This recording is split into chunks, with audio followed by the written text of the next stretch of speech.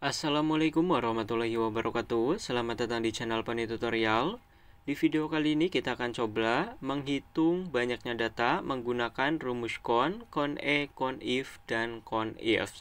Nah, untuk kalian yang belum tahu, keempat rumus ini kita itu gunakan untuk menghitung banyaknya data. Bukan jumlah data ya, kalau jumlah data itu rumusnya sum. Oke, langsung aja kita ke rumus yang pertama, yaitu con dan con E. Nah, untuk con dan con E ataupun konta kita gunakan untuk menghitung semua banyaknya data ataupun semua data. Nah, bedanya apa antara con sama con E? Kalau con itu kita gunakan ketika datanya bentuknya angka. Kalau con E itu bisa angka, bisa teks ya ataupun tulisan, tapi ke arah teks ataupun tulisan. Langsung aja kita contohkan untuk penggunaannya. Nah, jangan lupa wali sama dengan ketika ingin menulis sebuah rumus. Rumusnya apa? Con. Kemudian kita buka kurung. Nah, kita blok aja yang di bagian pensil sampai buku ini, dari atas sampai bawah ataupun semua data yang ingin kita hitung, guys. Kemudian kita tutup kurung dan kita enter. Laku hasilnya 0. Iya, karena kita menggunakan rumus con. Ingat, rumus con itu hanya berlaku ketika datanya dalam bentuk angka aja. Kalau teks itu menggunakan A, yaitu konta ataupun con E. Nah, kita enter. Ini udah saya tambahkan A ya. Nah, maka akan ada datanya yaitu 11. 1, 2, 3, 4, 5, 6, 7, 8, 9, 10, 11. Nah, kalau untuk menghitung yang apa nih? Yang angka, tuh, kita ini hapus terlebih dahulu ya. Ini kan tadi blok dari barang nih. Kalau kita menghitung yang angka, kita enter. Ini bisa menggunakan konta, tapi menggunakan con saja itu juga bisa. Nah, tetap akan 11. Jadi, con itu digunakan untuk angka, kalau con E itu untuk teks ataupun tulisan. Simpelnya gitu aja, guys. Lanjut kita ke bagian con if. Con if itu fungsinya sama seperti con untuk menghitung banyaknya data.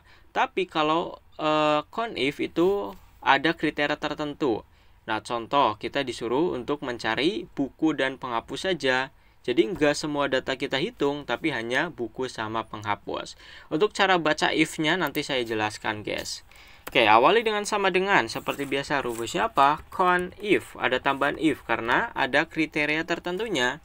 Setelah itu buka kurung. Nah, di sini disuruh untuk memasukkan range kemudian kriteria.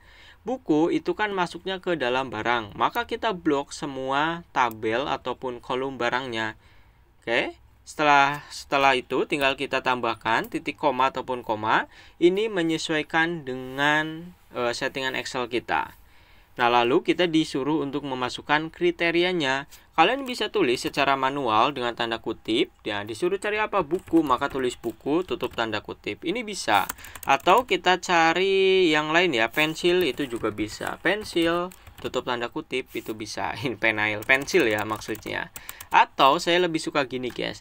Kalian klik saja di bagian buku ini, tulisan buku. Syaratnya tulisan bukunya harus sama persis, nggak boleh ada yang beda dengan yang ada di barang ataupun ya kolom yang ingin kita hitung, guys. Setelah itu tinggal tutup kurung dan enter.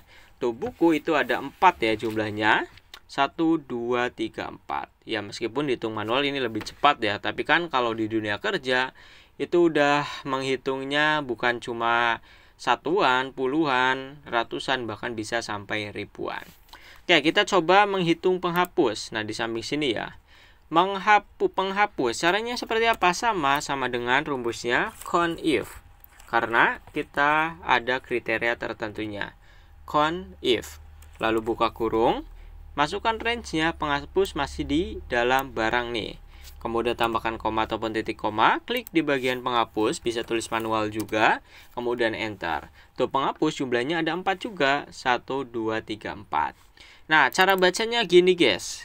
If itu dalam bahasa Inggris artinya jika. Con kan hitunglah ataupun jumlahkan semua data. Nah, gitu. Jumlahkan semua data, if, jika range dari data ini, data yang kita blok itu, ada yang sama seperti H7. H7 itu tulisannya penghapus.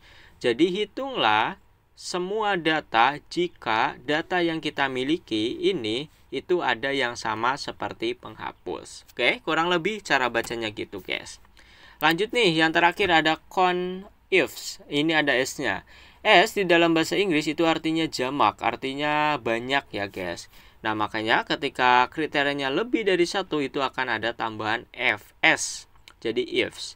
Prakteknya gini, tambahkan sama dengan rumusnya ifs, ada S-nya, buka kurung. Kita disuruh cari buku yang besar aja. Kemudian nanti kedua, penghapus yang normal. Pertama apa? Buku. Buku masuknya ke dalam barang, maka blok di semua barangnya.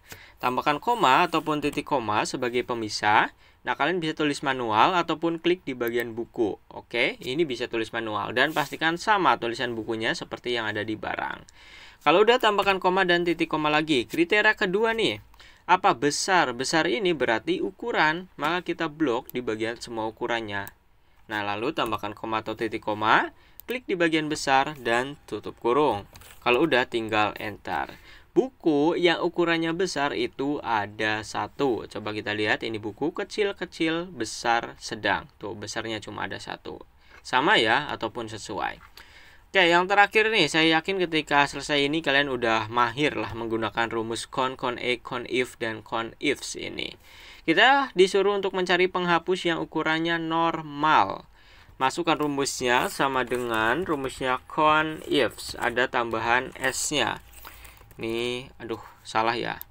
Ini bukan sama dengan, nah, seperti ini, guys. Kemudian buka kurung, dicari-cari apa? Penghapus terlebih dahulu, maka blok di bagian barang, tambahkan koma ataupun titik koma, klik penghapusnya, tambahkan titik koma dan koma lagi. Yang kedua apa? Normal, ini harga ya, masuknya kan ada diskon, ada normal. Maka blok di bagian harga, tambahkan koma ataupun titik koma, klik di bagian normal, kemudian tutup kurung. Cepatnya gitu. Enter, penghapus yang harganya normal itu ada dua. Tuh, penghapus besar, kemudian ada sedang. Nah, yang diskon, yang normal itu ada dua, yaitu penghapus besar sama penghapus, nah, kecil ya, yang harganya normal. Oke guys, itu aja cara penggunaan ataupun menghitung banyaknya data menggunakan rumus con, e, conif, dan conif. Like, comment, subscribe jika video ini bermanfaat untuk kalian. Jika tidak, dislike aja. Sampai bertemu di tutorial selanjutnya.